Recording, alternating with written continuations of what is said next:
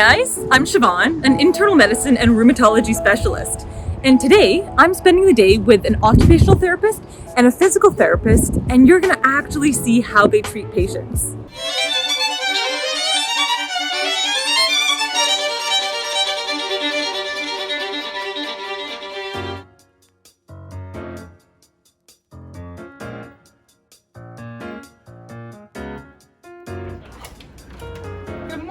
Welcome. Hey, I'm glad I found you. Yeah, it's good to have you here. Kosh is a 44-year-old man who worked as an engineer in India before immigrating to Canada. 4 months ago, he suddenly developed vision changes and couldn't speak properly. So he rushed to the emergency department, arriving less than 30 minutes after his symptoms started. He had an urgent CT scan of his head, which showed a hemorrhagic stroke. Kosh was bleeding into his brainstem, part of the brain called the pons. His symptoms progressed, and by the next day, he had a terrible headache and couldn't move his left arm or his left leg. He lay in bed crying, convinced he would never walk again. A few days later, someone delivered him a tray of food and rushed off to help another patient. He sat there, unable to open the food or feed himself.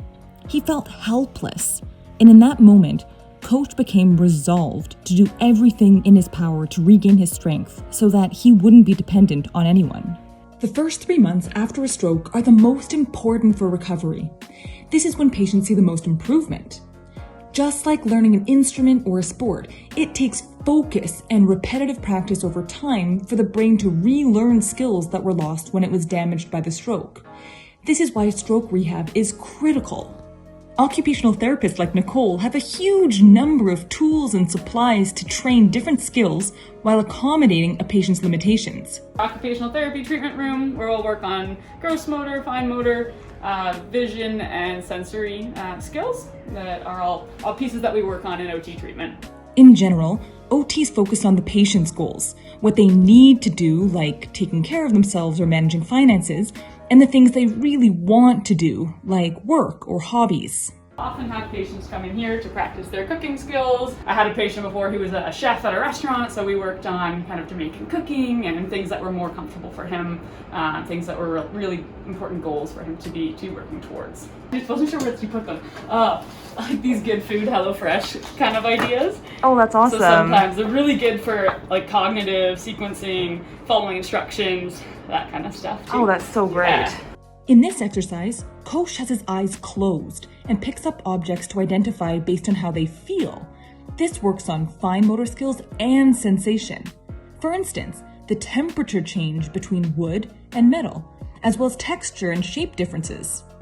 I would say this is not feeling cold and is hurting on my finger, last finger I think, and has a top. Top is not hurting. I think it's a wooden nail. Good. But as a delivery driver with a family of 6 to provide for, Kosh's main goal is being able to drive again so that he can get back to work. And today, for the first time, he's trying out the driving simulator with the added pressure of me filming. And you can take a seat right in the driver's seat there, sir.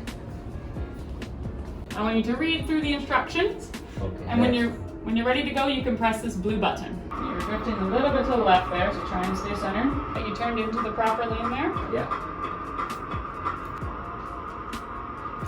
So I know this is Kosh's first time driving, but do you already have a sense, or is it too early to tell if he's gonna be able to get back to work? What do you think? It is a little bit early to tell, but yeah, I'm hopeful that with some practice and some more assessment, that hopefully he'll be able to get back to driving. I am really struck by Kosh's determination. I mean, he has had this incredible recovery largely because he's had such a positive mind frame and because he's so dedicated to doing exercises every single day. He actually told me that after he had his stroke, he was exercising and doing the training exercises about 12 hours a day. Although he admits that that was probably too much and he even had a bit of an overuse injury. So now he's brought it back to 8 or 9 hours a day. 8 or 9 hours a day. I mean, talk about motivating. What an incredible man. The collaboration here in rehab is amazing. You can really see that it's like a team sport. So now that Kosh is finished with his occupational therapy, he's off to meet Nathan, his physical therapist. Hey there, man. How are you? I'm doing excellent. Yourself? Good, very nice. Very good. How'd you guys do today? A lot of dexterity in that hand, That's eh? right. Good work, Yeah. good work. I like the driving simulator. Will be very exciting session ahead for me. So we did the Minnesota reassessment for both the gross motor a little bit in the shoulder and elbow, as well as the fine motor, that left arm and hand. And Kaush did really well. He improved in Excellent. both areas. So today what we're going to work on is a lot of lower body strengthening that we've been progressing over time, but incorporating balance as well. So what this is going to look like is standing on unstable surfaces, causing us to twist our bodies side to side, to challenge our balance, moving outside of our base of support. And we're going to do that while using this arm here to help it get stronger. We're probably going to use a weight and shift and move and really try and improve that balance. What's your physiotherapy plan for Kosh in particular? Okay, so generally we want to address the improvements of strength, coordination, balance, and his gait. We want to try and bring it down to a point where it's functional and task specific to what he wants and needs to do. So as a delivery driver, he's going to be, loading and unloading a car or a van, carrying things. We don't want to just work on the strengths of a squat and the balance of pure rotation.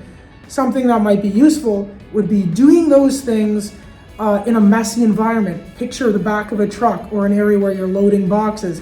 I want this arm and only this arm to be the shifter, okay? The other arm can stay at your side, okay? I'm going to grab a weight smaller than the one from before, and we'll give it a shot, okay? Hey guys, so it's been a few weeks since I recorded the video, and I just heard from Nicole that Kosh passed his driving test from her perspective. So now it's just up to his doctor to decide if he gets his license back. So in my area of medicine, I'll see patients when they're acutely having a stroke, but I don't get to see how they do down the road after having rehab and therapy. So for me, this has been such an inspiring and hopeful day.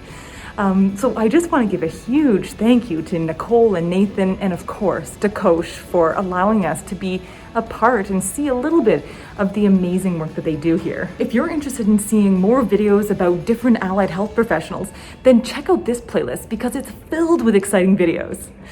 Also, be sure to subscribe, and that way I'll see you in the next video. So, bye for now.